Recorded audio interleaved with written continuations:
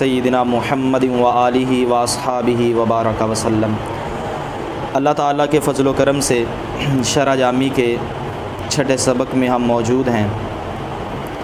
علامہ ابن حاجب رحمہ اللہ آپ نے فرمایا الکلمۃ لفظ، کلمہ پر جو بحث تھی وہ مکمل ہو گئی۔ لفظ سے علامہ جامی رحمہ اللہ آپ لفظ کی بحث کو بیان کر رہے ہیں۔ سب سے پہلے تو صرفی اور نحوی حوالے سے کچھ عبارت کو سمجھ لیں جو ضروری باتیں ہیں۔ اللفظ فی اللغاتی الرمز، اللفظ یہ ذوالحال ہے اور فی اللغاتی ثابتاً کے متعلق ہو کر حال ہے، اور الرمز کیا ہے اس مبتدا کی، یعنی یہ ذوالحال حال مل کر مبتدا ہے اور الرمز اس کی خبر ہے۔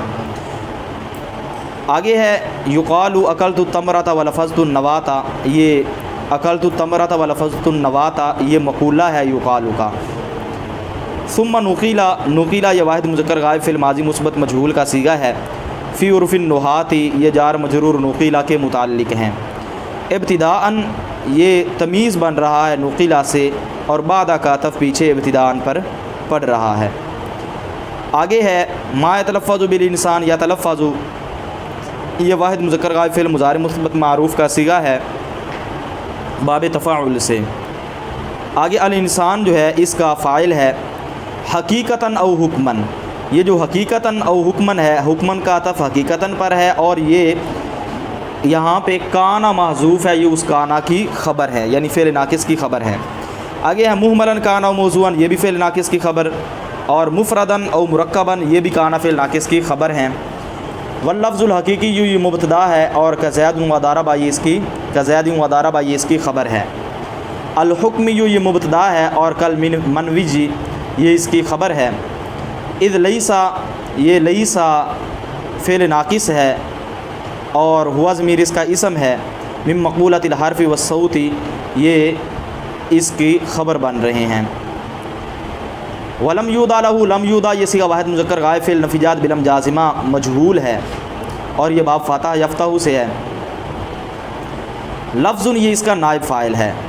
وانما عبروا عنہ باستعارۃ لفظ المنفصل، عبروا یہ صیغہ جمع مذکر غائب فعل ماضی مثبت معروف ہے اسباب تفعیل، اور عنہ یہ اس کے متعلق ہے باستعارۃ لفظ المنفصل یہ جار مجرور بھی اس کے متعلق ہے۔ واجروا یہ بھی جمع مذکر غائب فعل ماضی کا صیغہ ہے۔ احکام اللفظ یہ مفعول بھی ہے مضاف اپنے مضاف الیہ سے مل کر، تو فکان لفظاً حکماً یہ لفظاً جو ہے یہ کانا کی خبر ہے۔ والمحذوف لفظ حقیقتاً یہ المحذوف مبتدا ہے، لفظ اس کی خبر ہے، اور حقیقتاً یہ تمیز ہے۔ آگے ہے قد یتلفظ بالانسان فی بعض الاحیان، فی بعض الاحیان یہ جار مجرور یتلفظ کے متعلق ہیں۔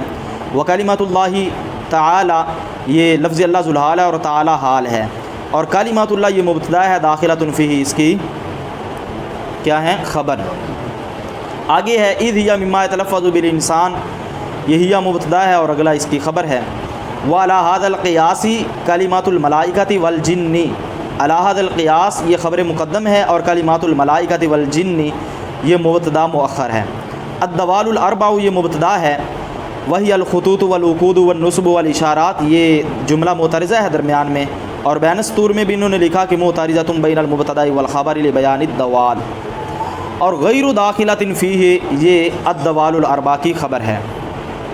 فلا حاجت الی قید یخرجها، لا حاجت میں لا نفی جنس ہے، اور حاجت اس کا اسم ہے، اور اگلی الی قید یخرجها یہ اس کی خبر ہے موجود کے متعلق ہو کر۔ اچھا جی، لأنہ لم یقصد الوحدۃ، لم یقصد یہ واحد مذکر غائب فعل نفیجات بلم جازمہ معروف کا صیغہ ہے، اور الوحدۃ یہ کیا ہے مفعول بھی ہے۔ والمطابقۃ غیر لازمۃ یہ مبتدا اور خبر ہیں۔ اور آگے ہے ما کون اللفظ اکثر، کون مصدر مضاف ہے، اللفظ مضاف الیہ اس کا اسم ہے، اور اکثر یہ اس کی کون کی خبر ہے۔ اچھا جی، اب ہم اس کے مفہوم کی طرف آتے ہیں۔ پیچھے چونکہ کلمہ کی تعریف بیان ہو رہی تھی الکلمۃ لفظ وہ دیا، تو لفظ کلمہ پر جو بحث تھی وہ مکمل ہوئی، اور لفظ سے علامہ جامی رحمۃ اللہ تعالی علیہ لفظ کی بحث کو بیان کر رہے ہیں۔ اللفظ فی اللغات الرمی سے علامہ جامی رحمہ اللہ کی غرض لفظ کا لغوی معنی بیان کرنا ہے۔ علامہ جامی رحمۃ اللہ علیہ کی کیا غرض ہے؟ लफ्ज़ का लुग़वी माना बयान करना है। लफ्ज़ का लुग़वी माना है अर्रमयु फेंकना। लफ्ज़ का लुग़वी माना क्या है? फेंकना। युक़ालु अकलतु तमरता व लफ़ज़तु नवाता, यहाँ से अल्लामा जामी रहिमहुल्लाह लफ्ज़ के इस मज़कूरा लुग़वी माना पर एक मक़ूला बतौर दलील पेश फरमा रहे हैं। लफ्ज़ के इस लुग़वी माना पर एक मक़ूला बतौर दलील पेश कर रहे हैं कि लफ्ज़ का लुग़वी माना फेंकना है। उस पर दलील क्या है? कहते हैं अकलतु तमरता व लफ़ज़तु नवाता, कि मैंने खजूर को खाया और मैंने गुठली को फेंक दिया। तो यहाँ पे लफ़ज़तु नवाता का माना अल्लामा जामी फरमाते हैं इसका माना रमईतुहा, कि नवात का मर्जे कौन है? हाज़मीर का मर्जे है नवात, कि मैंने उसको फेंक दिया। तो ये रमईतु किसका माना किया? लफ़ज़तु का। जब लफ़ज़तु का माना ये बनता है कि मैंने फेंका, तो लफ्ज़ का क्या माना बनेगा? फेंकना। लफ्ज़ का क्या माना बनेगा? फेंकना। सुम्मा नुक़ीला फ़ी उर्फ़िन नुहाती इब्तिदाअन औ बाद जालिही बिमानल मलफ़ूज़ी कल ख़ल्क़ि बिमानल मख़लूक़ी। यहाँ से अल्लामा जामी रहमतुल्लाहि तआला अलैह लफ्ज़ को उसके लुग़वी माना से इस्तिलाही माना की तरफ नक़ल करने के दो तरीके बयान कर रहे हैं। लफ्ज़ को उसके लुग़वी माना से इस्तिलाही माना की तरफ नक़ल करने के दो तरीके बयान कर रहे हैं। पहला तरीका ये है कि लफ्ज़ को इब्तिदाअन ही इस्तिलाही माना की तरफ नक़ल कर दिया गया, यानी इसको किसी के माना में नहीं किया गया, किसी की तावील में नहीं किया गया। इब्तिदाअन इसको किसकी तरफ नक़ल कर दिया गया? इस्तिलाही माना की तरफ नक़ल कर दिया गया। और दूसरा बाज़ लोग कहते हैं कि लफ्ज़ को इब्तिदाअन इस्तिलाही माना की तरफ, जो इसका इस्तिलाही माना बनता है ना मा यतलफ़्फ़ज़ु बिहिल इंसान, उसकी तरफ डायरेक्ट नक़ल नहीं किया गया, बल्कि कहते हैं बाद जालिही बिमानल मलफ़ूज़, लफ्ज़ को पहले मलफ़ूज़ के माना में किया गया, फिर इसको मा यतलफ़्फ़ज़ु बिहिल इंसान की तरफ नक़ल किया गया। यानी अब दो तरह के मौक़िफ़ हो गए। बाज़ लोग ये कहते हैं कि लफ्ज़ को इब्तिदाअन इस्तिलाही माना की तरफ नक़ल कर दिया गया, और बाज़ कहते हैं कि लफ्ज़ को पहले मलफ़ूज़ के माना में किया गया, फिर इसको इस्तिलाही माना जो है मा यतलफ़्फ़ज़ु बिहिल इंसान उसकी तरफ इसको नक़ल किया गया। और इन दोनों मानों में फ़र्क क्या है? इन दोनों मानों के अंदर जो फ़र्क है उसको इन्होंने हाशिए के अंदर लिखा कि वअलल अव्वली, और पहले पर क्या होगा? कहते हैं कि मिन क़बीली तस्मियतिल मुसब्बब बिस्मि सबब, ये तस्मियतुल मुसब्बब बिस्मि सबब के कबील से होगा। तस्मियतुल मुसब्बब बिस्मि सबब के, यानी जब लफ्ज़ को डायरेक्ट इस्तिलाही माना की तरफ नक़ल किया जाए, किसी के माना में ना किया जाए बल्कि इसको इस्तिलाही माना की तरफ नक़ल कर दिया जाए, तो ये क्या होगा? तस्मियतुल मुसब्बब बिस्मि सबब के कबीले से होगा। क्यों? क्योंकि लफ्ज़ का लुग़वी माना हमने क्या किया? फेंकना, अर्रमयु। अब ये लुग़वी माना से जब इसको इस्तिलाही माना की तरफ डायरेक्ट नक़ल किया गया, तो इसके बारे में ये कैसे तस्मियतुल मुसब्बब बिस्मि सबब के कबीले से हुआ? कहते हैं फ़इन्न रम्या बेतिवारी बादी अफरादिही सबबुन लिमा यतलफ़्फ़ज़ु बिहिल इंसान, क्योंकि बेशक फेंकना अपने बाज़ अफराद के एतिबार से उसका सबब है जिसका इंसान तलफ़्फ़ुज़ करता है। ये क्या है? उसका सबब है। मा यतलफ़्फ़ज़ु बिहिल इंसान का सबब है। जब ये सबब है तो मा यतलफ़्फ़ज़ु बिहिल इंसान ये क्या हो गया? मुसब्बब हो गया। और यहाँ पे मुसब्बब का नाम रखा गया है सबब के नाम के साथ। मुसब्बब का नाम रखा गया है तो मा यतलफ़्फ़ज़ु बिहिल इंसान का नाम रखा गया है किसके? अर्रमयु, वो जो फेंकना है उस सबब के नाम के साथ, सबब के नाम के साथ। और दूसरा, अगर इसको मलफूज़ के माना में करने के बाद फिर इसको मा यतलफ़्फ़ज़ु बिहिल इंसान की तरफ नक़ल किया जाए, तो इस सूरत में कहते हैं वअलस्सानी मिन क़बील तस्मियतिल ख़ास बिस्मिल आम, तस्मियतुल ख़ास बिस्मिल आम के कबीले से हो जाएगा। यानी ख़ास का नाम रखना आम के नाम के साथ। वो कैसे ख़ास का नाम आम के साथ रखा गया? तो उसके बारे में कहते हैं फ़इन्नल मरमिज़ आमुन, क्योंकि यहाँ पे हमने लफ्ज़ को मलफूज़ के माना में किया। लफ्ज़ का माना है ना रम्ज़, जब लफ्ज़ मलफूज़ के माना में होगा तो रम्ज़ किसके माना में होगा? मरमिजुन के माना में होगा। किसके माना में होगा? मरमिजुन। अच्छा, पहले मरमिजुन के माना में हमने लफ्ज़ को किया, और मलफूज़ और मरमी का माना एक ही है ना। लफ्ज़ का माना जब रम्ज़ है तो मलफूज़ और मरमी का माना दोनों इसमें मफ़ूल के सिगा, इनका माना एक हो जाएगा। इस सूरत में कहते हैं फ़इन्नल मरमिज़ आमुन, मरमिज़ यानी वो चीज़ जिसको फेंका जाए वो आम है। व मा यतलफ़्फ़ज़ु बिहिल इंसान ख़ासन, और मा यतलफ़्फ़ज़ु बिहिल इंसान यानी जिसका इंसान तलफ़्फ़ुज़ करे वो ख़ास है। यानी हर चीज़ जिसको फेंका जाए उसको मरमी कहते हैं, ये आम है, और जो इंसान अपने मुंह से लफ्ज़ निकालता है ये क्या है? ख़ास है। तो लिहाजा यहाँ पे क्या किया गया? ख़ास का नाम रख दिया गया आम के नाम के साथ। ख़ास का नाम रख दिया गया, यानी मा यतलफ़्फ़ज़ु बिहिल इंसान ये ख़ास बनता है, और आम कौन है? वो मरमी। جس کو پہلے ہم نے لفظ کو ملفوظ کے معنی میں کیا اور ملفوظ مرمی کے معنی میں آتا ہے، تو پھر یہ کیا ہوا، مرمی عام ہے اور ما یتلفظ باللسان خاص ہے، اور یہاں پہ جو ما یتلفظ باللسان خاص ہے اس کا نام رکھ دیا گیا کس کے، عام کے نام کے ساتھ، کس کے نام کے ساتھ، خاص کا نام رکھ دیا گیا عام کے نام کے ساتھ۔ کل خلق بمعنی المخلوق، یہاں سے ایک مثال پہ بیان کر رہے ہیں کہ لفظ یہ ملفوظ کے معنی میں اسی طرح ہے جس طرح کہ خلق مخلوق کے معنی میں ہے۔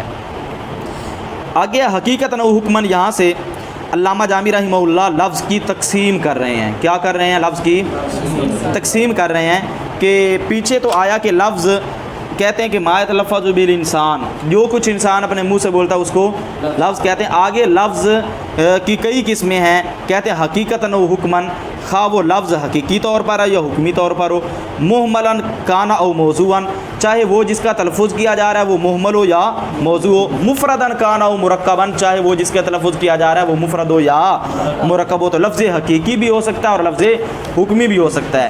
جب انہوں نے لفظ کی یہ تقسیم کی، اب ان میں سے ہر ایک کی مثال کی بھی ضرورت ہے، تو وہ لفظ الحقیقی جسے علامہ جامی رحمہ اللہ لفظ حقیقی کی مثال بیان کر رہے ہیں، لفظ حقیقی کی یعنی وہ کہ جس کا انسان تلفظ کرے، ٹھیک ہے نا۔ لفظ حقیقی کیا ہوتا ہے، انہوں نے کہہ دیا کہ التلفظ عام من ان یکون حقیقی جن، تلفظ اس سے عام ہے کہ وہ حقیقی ہو، بِأَن يَكُونَ الْمُتَلَفَّظُ بِهِ مِنْ قَبِيلِ الْحُرُوفِ وَالْأَصْوَاتِ، بئی طور کہ جس کا تلفظ کیا جا رہا ہے وہ حروف اور اصوات کے قبیل سے ہو، یعنی جس کے لیے حروف بھی ہوں اور آواز بھی ہو وہ حقیقتاً لفظ ہوتا ہے، وہ حقیقتاً، اور جس کے لیے حروف یا آواز نہ ہو تو وہ حقیقتاً لفظ نہیں ہوتا۔ تو لفظ حقیقی کی مثال کیا ہے، کہتے ہیں کزید و ضرب، جس طرح کہ زید اور ضرب، جس طرح کہ زید اور ضرب یہ لفظ حقیقی کی مثال ہیں۔ اب زید اس کے حروف بھی ہیں اور آواز بھی، اور اسی طرح ضرب اس کے اندر بھی حروف بھی ہیں اور آواز بھی ہے۔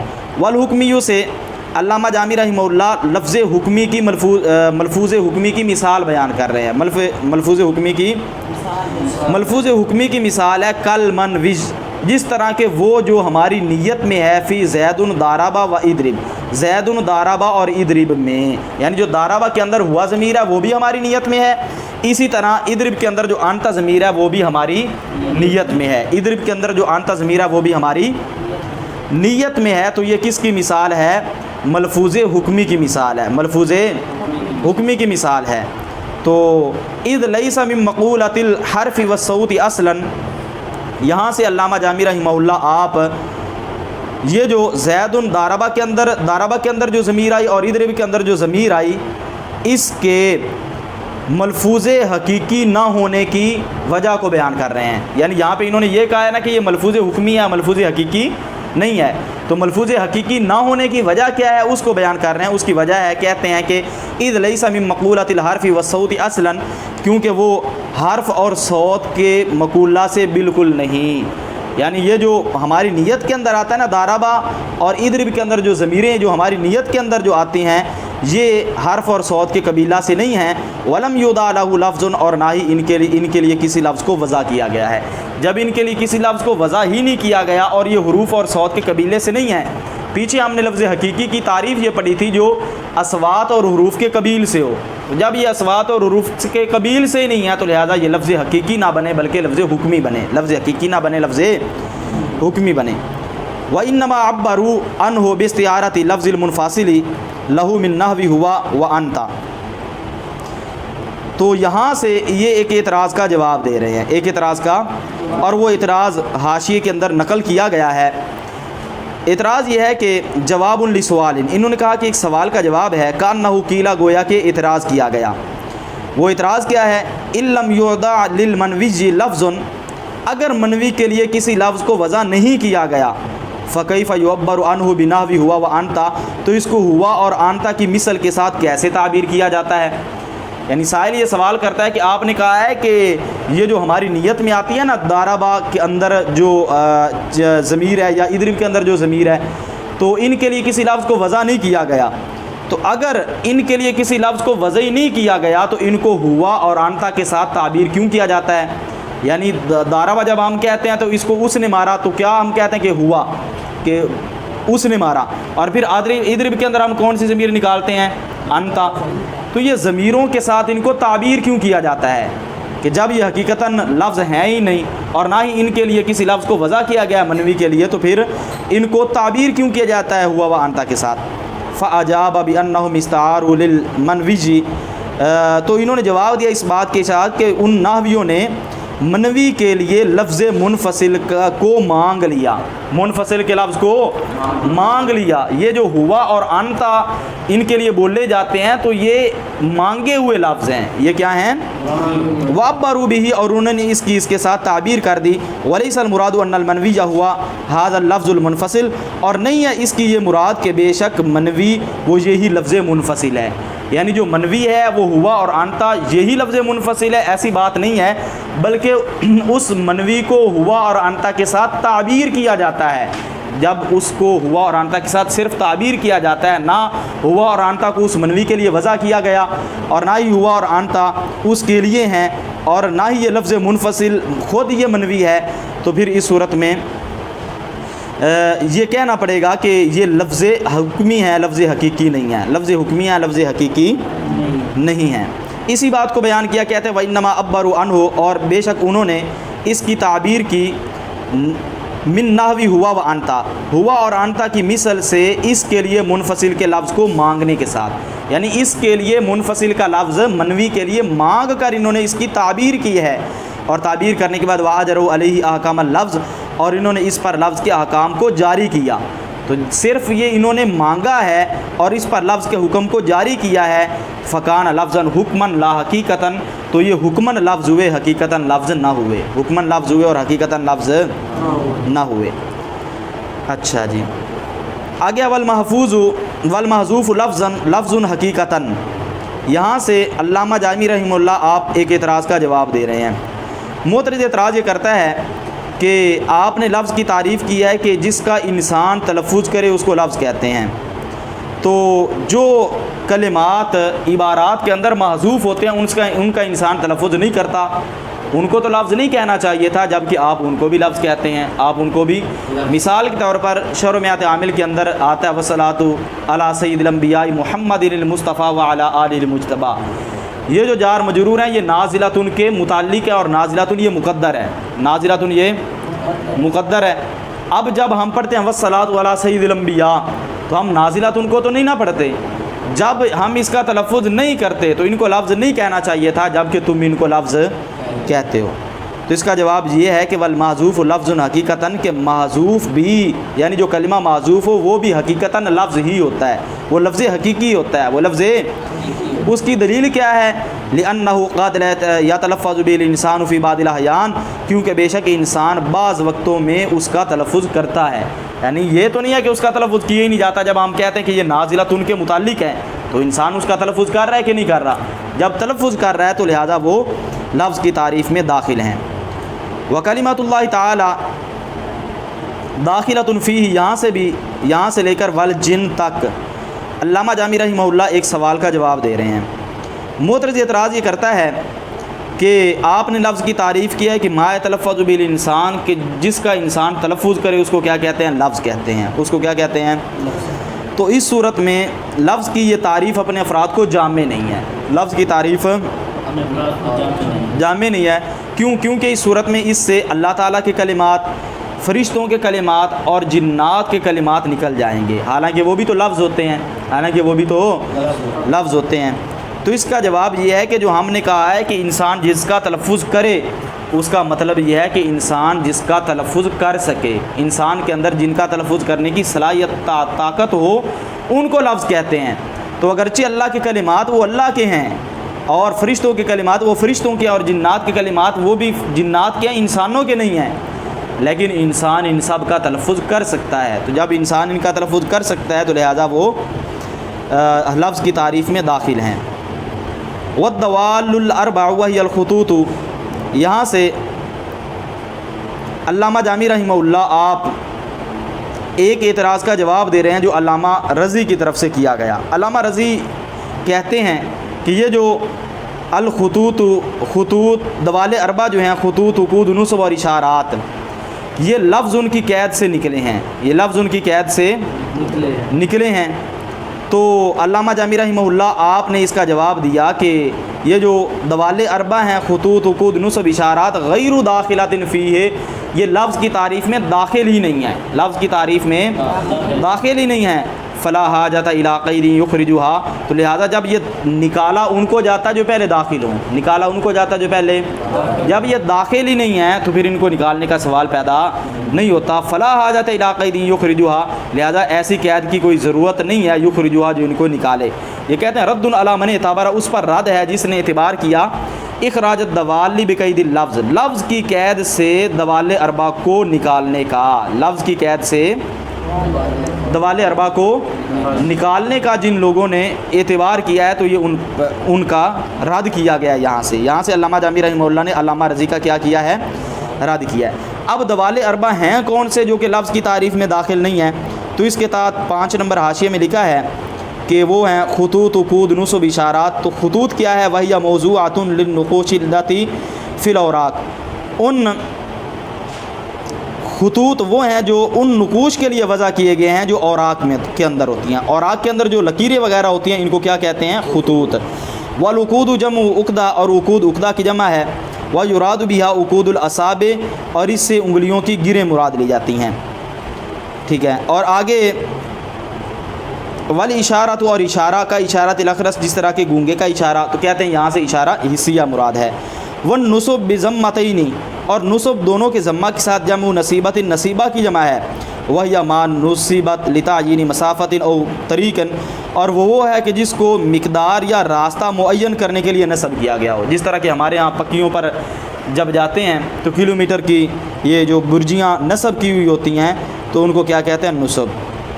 تو لہٰذا یہ 4 جو دوالے، یہ دلالت کرنے والی جو 4 چیزیں ہیں، خطوط عقود نصب اشارات، یہ لفظ کی تعریف میں داخل نہیں ہیں۔ وَإِنَّمَا قَالَ لَفْظٌ وَلَمْ يَقُلْ لَفْظَةٌ، اور صرف مصنف علیہ رحمٰن نے کہا لفظ اور نہیں کہا لفظۃ، یعنی جب لفظ کی کلمہ کی تعریف کی الکلمۃ لفظ، الکلمۃ لفظۃ نہیں کہا۔ یہاں سے علامہ جامی رحمۃ اللہ تعالی علیہ ایک اعتراض کا جواب دے رہے ہیں۔ معترض اعتراض یہ کرتا ہے، اس سے پہلے ایک فائدہ سمجھ لیں کہ جار اللہ زمخشری اس نے ایک کتاب لکھی ہے مفصل، اور اس کی شرح جو صاحب کافیہ ہیں انہوں نے الایداح نامی اس کی ایک شرح بھی لکھی، اور یہ کافیہ اس مفصل سے ماخوذ ہے۔ اس کے اندر جار اللہ زمخشری نے کیا لکھا؟ اللفظۃ الدالۃ، یعنی لفظ کو تا کے ساتھ ذکر کیا۔ کس کے ساتھ ذکر کیا؟ تا کے ساتھ ذکر کیا۔ تو یہاں سے اسی اعتراض، معترض اعتراض یہ کرتا ہے کہ جار اللہ زمخشری نے جب لفظ کو تا کے ساتھ ذکر کیا تو مصنف کی کتاب تو یہ وہیں سے ماخوذ ہے، تو انہوں نے اپنے کتاب کے اندر لفظ کی تعریف، کلمہ کی تعریف میں لفظ ان کو بغیر تا کے ذکر کیوں کیا؟ بغیر تا کے ذکر کیوں کیا؟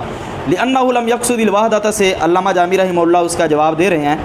اس کا جواب یہ ہے کہ جار اللہ زمخشری نے لفظ کے ساتھ تا لگا کر، تائے وحدت کی لگا کر اس کی لفظ کی وحدت کا قصد کیا ہے۔ کیا کیا ہے؟ وحدت کا قصد کیا کہ ان کے نزدیک جو کلمہ ہوتا ہے وہ صرف ایک لفظ ہوتا ہے، کلمہ جو ہوتا ہے وہ ایک سے زیادہ الفاظ کلمہ نہیں ہو سکتے۔ اور علامہ جامی اور مصنف نے یعنی علامہ ابن حاجب رحمہ اللہ نے تا نہ لگا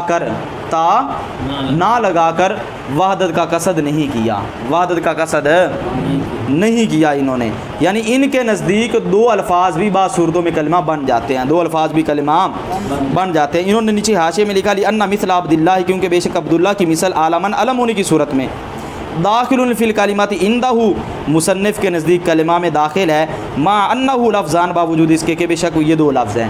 یعنی عبداللہ یہ جار اللہ زمخشری کے نزدیک کلمہ نہیں ہے، کیونکہ ان کے نزدیک کلمہ کے اندر ایک لفظ ہوتا ہے، جبکہ عبداللہ جب علم ہو تو علامہ ابن حاجب رحمہ اللہ کے نزدیک یہ کلمہ ہے، کیونکہ ان کے نزدیک کلمہ کے اندر ایک سے زیادہ الفاظ بھی ہو سکتے ہیں۔ والمطابقۃ غیر لازمۃ، یہاں سے پھر وہی ایک اعتراض، معترض اعتراض یہ کرتا ہے کہ آپ نے کہا ہے کہ مصنف علیہ رحمٰن نے وحدت کا قصد نہیں کیا، حالانکہ الکلمۃ مبتدا ہے، الکلمۃ لفظ اس کی خبر ہے، اور مبتدا اور خبر کے درمیان مطابقت ضروری ہوتی ہے، مبتدا اور خبر کے درمیان مطابقت، جبکہ الکلمہ اور لفظ کے درمیان مطابقت نہیں ہے، کیونکہ کلمہ کے آخر میں تا ہے اور لفظ کے آخر میں تا نہیں ہے۔ تو اس کا جواب یہ ہے کہ مبتدا اور خبر کے درمیان مطابقت تب ضروری ہوتی ہے جب 5 شرطیں پائی جائیں، جب، اور وہ 5 شرطیں حاشیے میں انہوں نے لکھی ہیں، 2 نمبر حاشیے میں۔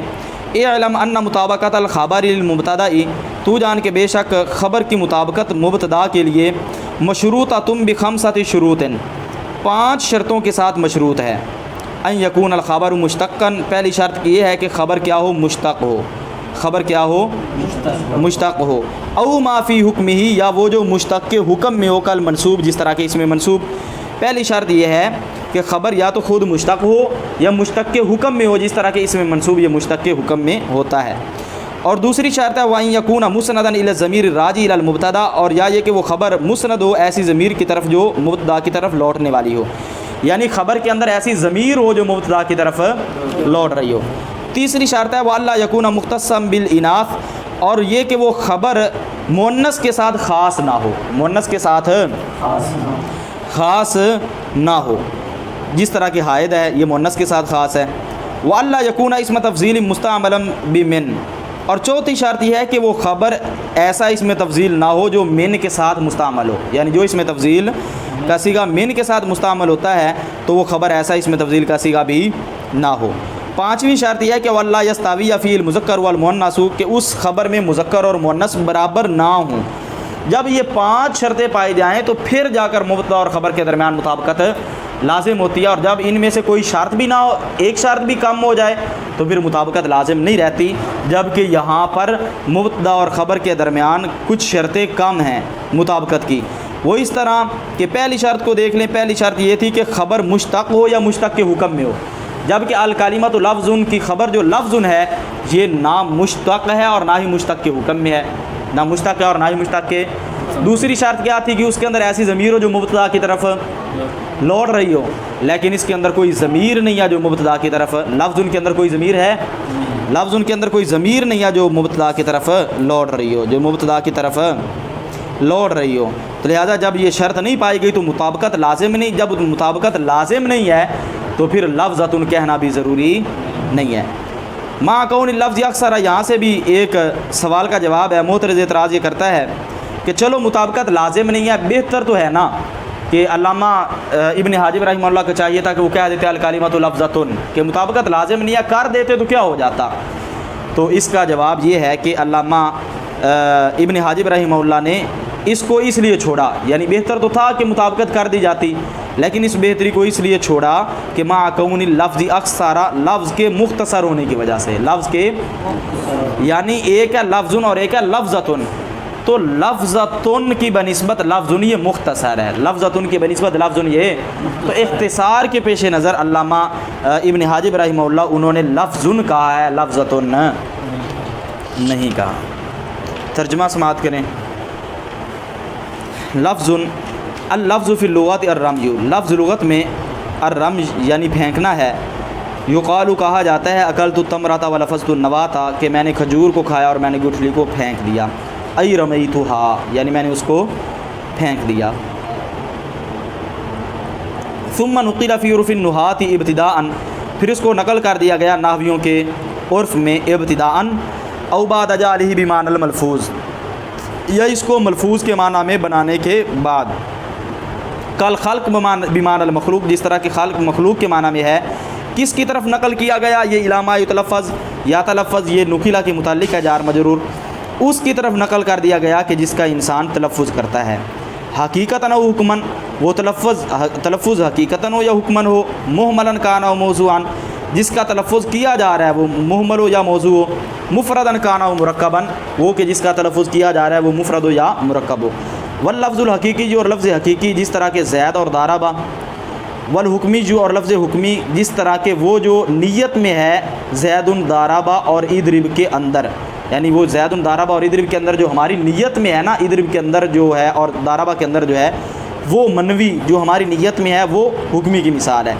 اذ لیس من مقولۃ الحرف والصوت اصلا، کیونکہ وہ حرف اور صوت کی قبیلہ سے بالکل نہیں ہے، ولم یوضع له لفظ، اور نہ ہی اس کے لیے کسی لفظ کو وضع کیا گیا، وَإِنَّمَا عَبَّرُوا عنہ اور صرف ان نحویوں نے اس کی تعبیر کی باستعارۃ لفظ المنفصل لہو، اس کے لیے منفصل کے لفظ کو مانگنے کے ساتھ ہوا اور انتا کی مثل سے، ہوا اور انتا کی مثل سے اس کے لیے لفظ منفصل کو مانگنے کے، یعنی جو ضمیر منفصل مانگی ہے انتا ہوا۔ وَأَجْرَوْا عَلَيْهِ أَحْكَامَ اللَّفْظ، اور انہوں نے اس پر لفظ کے احکام جاری کیے، فَكَانَ لَفْظًا حُكْمًا لَا حَقِيقَةً، تو یہ حکماً لفظ ہو گیا نہ کہ حقیقتاً۔ والمحذوف، اور محذوف لفظ حقیقتاً لفظ حقیقی ہے یا حقیقی طور پر لفظ ہے، لِأَنَّهُ قَدْ يَتَلَفَّظُ بِالْإِنسان، اس لیے کہ بے شک شان یہ ہے کہ تحقیق کبھی انسان اس کا تلفظ کرتا ہے فی بعض الاحیان، بعض وقتوں میں۔ وکلمات اللہ تعالی داخلۃ فیہ، اور اللہ تعالیٰ کی کلمات اس میں داخل ہیں یعنی لفظ میں، اذ ہی مما، کیونکہ وہ کلمات اس میں سے ہیں یتلفظ بہ الانسان، جس کا انسان تلفظ کر سکتا ہے۔